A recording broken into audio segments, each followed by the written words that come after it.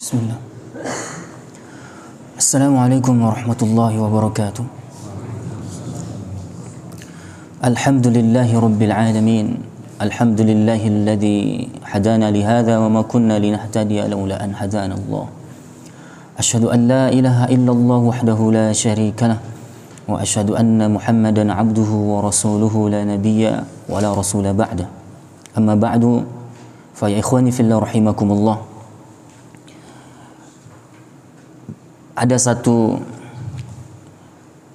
cerita yang ingin coba saya sampaikan di kajian kali ini, dan kisah ini merupakan kisah nyata yang terjadi di Masjid An-Nabawi, di mana saudaraku yang rahmati Allah, ada seorang kakek yang memang dikenal beliau ini adalah orang yang ummi. Maksud ummi di sini adalah yang dia tidak pandai baca tulis. Bahkan dia tidak mampu membaca Al-Quran dengan benar.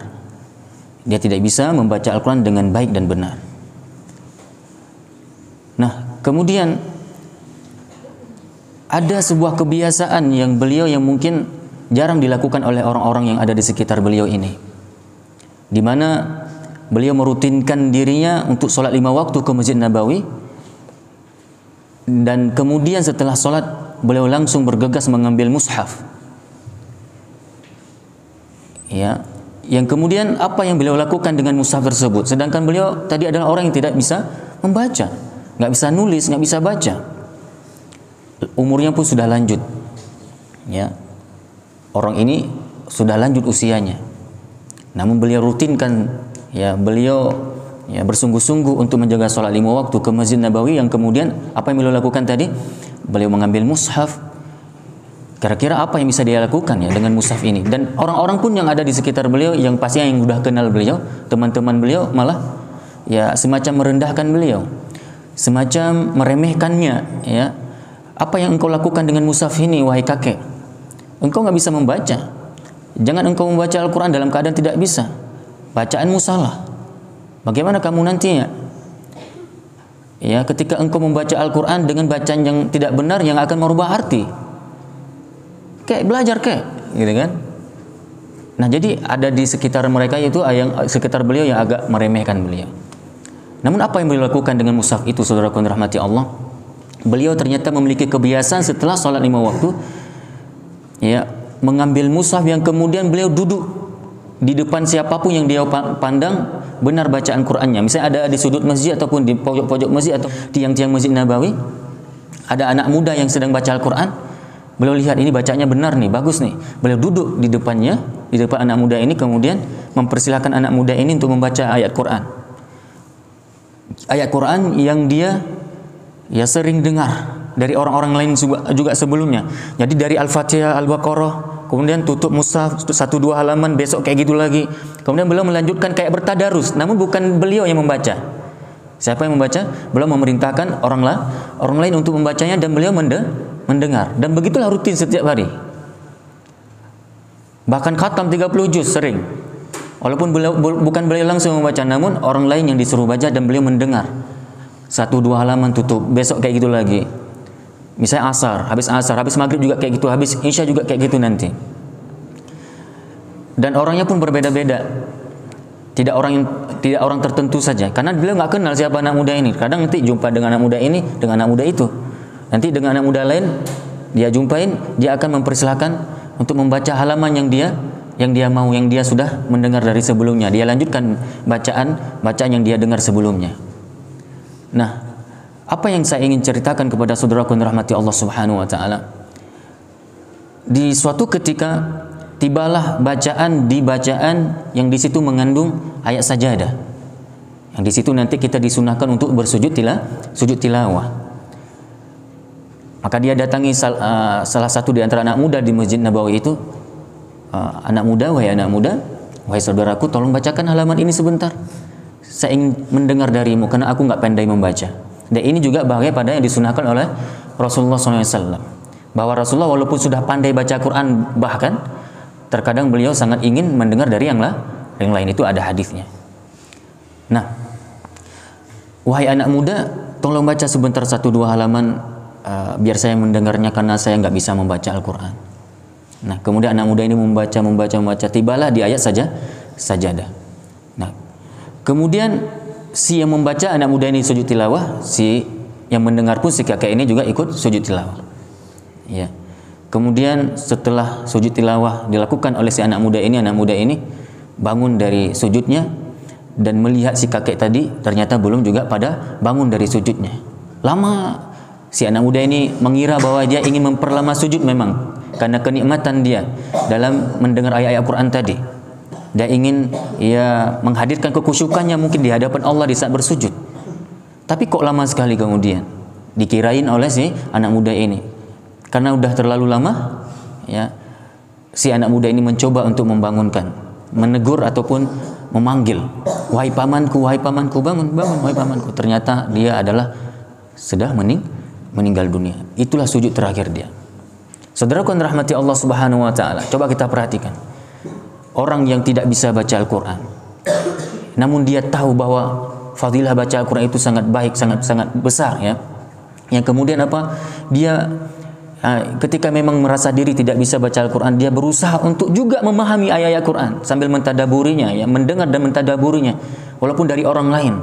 Coba bayangkan, ini mungkin jarang dilakukan oleh orang-orang lain, ya. Beliau rutinkan itu. Karena memang mungkin untuk belajar udah nggak bisa lagi karena faktor usia mungkin, ya. Dan beliau memang masa mudanya mungkin dalam keadaan yang lalai. Nah, di akhir-akhir hayatnya beliau berusaha untuk memperbanyak amal soleh. Dan itu pun sudah sangat tidak memungkinkan lagi, tidak semaksimal seperti masa mudanya. Namun apa yang beliau lakukan. Termasuk salah satu kebiasaan yang mungkin jarang dilakukan oleh orang-orang adalah beliau membuka mushaf setiap habis sholat 5 waktu untuk disuruh baca oleh orang-orang yang ada di sekitar beliau. Beliau ngapain? Cuma mendengar dan mentadaburi bacaan-bacaan tersebut. Nah, saudaraku yang rahmati Allah Subhanahu wa taala, jangan pernah sepelekan, jangan pernah remehkan, ya, amal-amalan yang disunahkan ataupun amalan-amalan yang mengandung kebajikan di dalam kehidupan ini. Karena terkadang amalan tersebutlah yang nanti Allah hadirkan keridhaannya. Yang kemudian Allah mematikan kita, mewafatkan kita dengan kebiasaan tersebut. Bayangkan kakek tadi yang sebenarnya pada dasarnya belum bisa baca Quran, nggak bisa baca tulis, namun dengan kebiasaan beliau yang mungkin ringan di pandangan manusia, ya, tidak sebesar pahala orang yang hafal Quran, yang membacanya langsung dengan mushaf. Beliau cuma merutinkan diri untuk mendengar bacaan Quran dari orang lain. Ternyata kebiasaan itulah yang membuat Allah memberi rahmat kepadanya, yang dengan itu dia dimatikan oleh Allah, diwafatkan oleh Allah dengan husnul khatimah. Saudaraku yang rahmati Allah Subhanahu wa taala, mengenai kisah ini, ternyata kalau kita ingin hubungkan dengan sabda Rasulullah SAW, jauh-jauh hari ternyata Rasulullah juga pernah sampaikan itu. Di mana Rasulullah mengatakan apa? Idza aradallahu azza wa jalla bi'abdin khairan assalahu. Ya, ini. Apabila Allah azza wa jalla menghendaki kebaikan kepada seseorang hamba, apabila Allah berkehendak untuk memberi kebaikan kepada seorang hamba, maka Allah akan memadukan dia. Allah akan berikan madu untuknya. Coba, apa kata Rasulullah? Apabila Allah azza wa jalla menghendaki kebaikan kepada seorang hamba, maka Allah beri madu untuknya. Nah, ini coba nih, bagaimana cara memahami hadis ini? Katanya Rasulullah bersabda, kalau Allah ingin kebaikan pada setiap diri kita muslim, maka Allah akan berikan madu kepada kita. Berarti kalau ada orang dapat madu di hutan atau di mana, berarti dia adalah orang baik. Betul kayak gitu cara memahami hadis? Bukan seperti itu yang dimaksud. Memadukannya apa? Kemudian ditanyai, sahabat juga heran, apa makna hadis ini? Ya, maka sahabat bertanya kepada Rasulullah SAW, apa maksud Allah memberikan madu ya Rasulullah? Kok Allah kalau ingin kebaikan kepada seorang hamba, Allah akan memberi madu kepadanya? Apa maksud Allah memberikan madu kepadanya ya Rasulullah? Maka Rasulullah menjawab, Allah azza wa jalla membuka amal soleh untuknya, ya. Lalu ia mewafatkannya di atas kondisi itu. Memadukan apa? Memaniskan, rupanya maknanya. Memaniskan kehidupan akhirnya. Nah, para ulama ketika mensyarah hadis ini, ketika Rasulullah mengatakan memadukan ataupun memberikan madu untuknya, kalau Allah ingin baik pada seorang hamba, maksudnya apa? Kehidupan itu akan terjadi manis, akan membuat manis kalau kita beramal soleh. Bahkan akan membuat manis sampai akhir hayat kita. Nah, kehidupan ini pada dasarnya adalah pahit. Kehidupan yang kita sedang jalani ini adalah terasa pahit. Banyak ya musibah, banyak ujian, banyak cobaan yang harus kita hadapi. Susah, sulit kita hadapi hidup ini. Untuk yang menjalankan ketaatan kepada Allah, punya tantangan, kita akan berhadapan dengan rintangan-rintangan. Terkadang kita harus diuji oleh Allah dengan bermacam-macam ujian. Kehidupan sulit, pahit. Namun ternyata kalau kita menjalankan kehidupan ini dengan amal solehnya inilah yang nanti akan membuat manis kehidupan. Kepahitan itu akan hilang, saudaraku, bahkan akan manis sampai ke akhirat. Maka kehidupan yang diisi dengan amal soleh akan membawa kemanisan sampai ke surga, insyaallah. Namun bagi mereka yang menjalani hidup ini bukan dengan ketaatan kepada Allah, tidak ia isi dengan amal soleh, bahkan dia mengisi kehidupannya itu dengan bermaksiat kepada Allah, maksiat itu akan membawa kepahitan hidup dunia dan akhirat.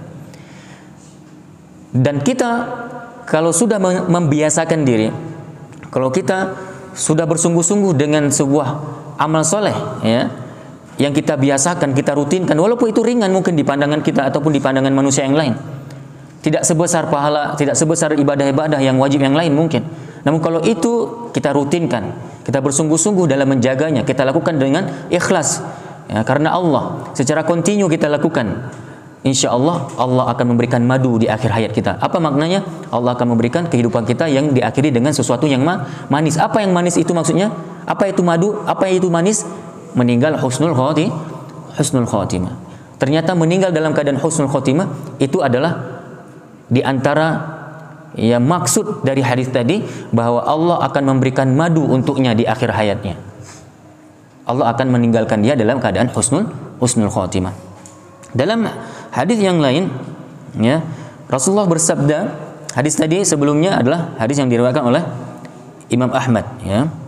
Hadis yang diriwayatkan oleh Imam Ahmad. Kemudian dalam hadis yang lain, Rasulullah sallallahu alaihi wasallam bersabda, "Idza aradallahu bi'abdin khairan ista'malahu."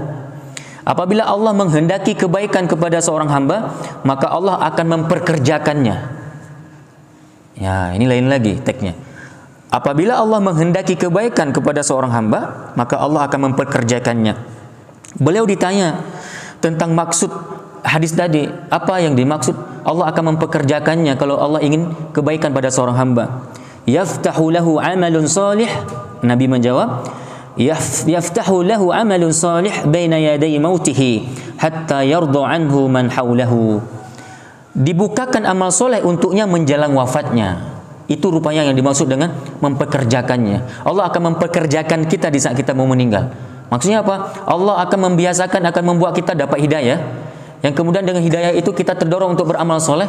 Yang amal soleh itu membuat kita senang, nikmat dengannya, yang membuat kita jadi terbiasa dengan amalan tersebut, yang sampai kita meninggal dengan amalan itu. Ya, kita meninggal dalam keadaan yang sedang beramal dengan amalan yang kita rutinkan itu. Jadi dibukakan amal soleh untuknya, kata Rasulullah, menjelang wafatnya, sehingga orang-orang yang di sekitarnya ridho kepada dirinya. Yang sebelumnya dikenal dengan pemaksiat, yang sebelumnya dia dikenal dengan orang yang memang jahat, bejat, hidupnya bergelimang dengan dosa. Namun ingat, jangan vonis dulu sembarangan orang. Innamal a'malu bil khawatim, kata Rasulullah dalam sebuah riwayat, karena sesungguhnya Allah ingin memandang hamba itu pada amalan yang terakhir dari hidupnya.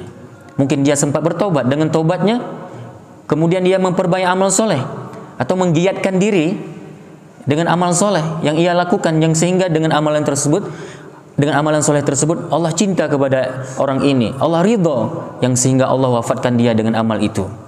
Ini adalah makna dari hadis yang kami bacakan tadi. Hadis itu juga yang diriwayatkan oleh Imam Ahmad. Saudaraku yang dirahmati Allah Subhanahu wa taala, maka dari itu, ya, kita hendaknya selalu beramal dengan amal yang soleh, dan jangan pernah kita meremehkan perbuatan amal soleh itu walaupun kecil mungkin. Dan itu memang juga bahagian pada wasiat Rasulullah SAW kepada kita. La tahtaqiranna minal ma'ruf syai'. Ya, jangan engkau sepelekan, jangan engkau remehkan perbuatan kebaikan itu walaupun kecil. Ya, karena mungkin ya dari amal ya ringan tadi, yang kecil tadi akan menjadi besar di sisi Allah Subhanahu wa taala kalau kita melakukannya dengan ikhlas. Kemudian kami padai ya dengan satu hadis ya dengan redaksi yang agak berbeda. Jadi Rasulullah menjawab bagaimana yang dimaksud dengan Allah akan memperkerjakannya ataupun Allah akan memberi madu untuknya di akhir hidup, yaitu yahdillahu azza wa jalla ilal amali salih qabla mautihi thumma yaqbiduhu ala dzalik. Jadi maksud dari hadis yang mana Rasulullah akan memberikan madu di akhir hayat seseorang, Allah juga akan memberikan pekerjaan di akhir hayat seseorang kalau Allah inginkan kebaikan pada hamba itu, yaitu kata Rasulullah yang dimaksud dengan itu adalah memberinya hidayah mengerjakan amal soleh sebelum wafatnya. Jadi Allah berikan dia hidayah sebelum meninggal, yang kemudian dengan hidayah tersebut dia terdorong beramal soleh walaupun mungkin tidak sebanyak orang-orang, namun dia melakukannya dengan ikhlas secara kontinu dengan sungguh-sungguh. Beliau kemudian diwafatkan, orang ini diwafatkan dengan amal tersebut, lalu Allah mencabut nyawanya di atas kondisi tersebut. Hadis ini juga diriwayatkan oleh Imam Ahmad. Saudaraku yang dirahmati Allah, inilah yang dapat kami sampaikan pada kesempatan kali ini. Mudah-mudahan dari kisah nyata yang kami ceritakan di mukadimah kajian tadi yang terjadi di Masjid Nabawi, kemudian saya coba hubungkan dengan hadis-hadis yang datang dari Rasulullah SAW. Ya, mudah-mudahan kita bisa mengambil pelajaran padanya ataupun darinya. Semoga kita semuanya menjadi muslim-muslim yang meninggal dalam keadaan diberikan madu di akhir hayat kita. Subhanakallahumma wa bihamdika asyhadu an la ilaha illa anta astaghfiruka wa atubu ilaik. Wassalamualaikum warahmatullahi wabarakatuh.